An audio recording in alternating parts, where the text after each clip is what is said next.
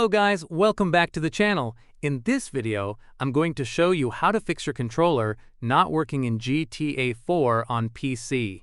If your Xbox, PlayStation, Switch, or generic controller isn't being detected or isn't working correctly, follow these solutions one by one until the problem is resolved.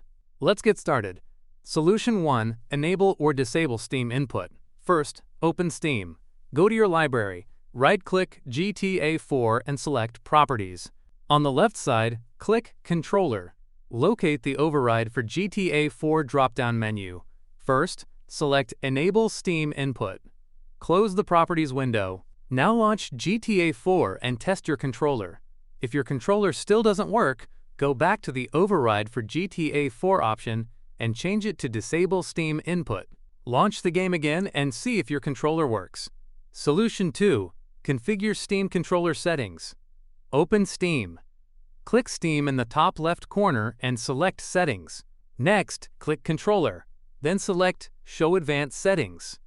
Locate the external Gamepad settings section. Only enable the controller support that matches the controller you're using. If you're using an Xbox controller, locate Steam Input for Xbox controllers and enable it. If that doesn't solve the problem, disable it instead and test the game again.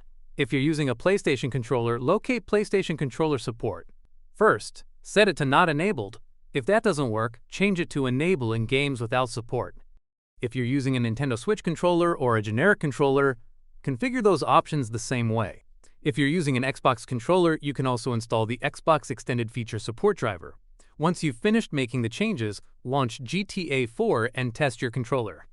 Now launch GTA 4 and check if your controller is working. If this tutorial helped you, don't forget to like the video and subscribe to the channel for more GTA 4 fixes and PC gaming tutorials. Thanks for watching, and I'll see you in the next one.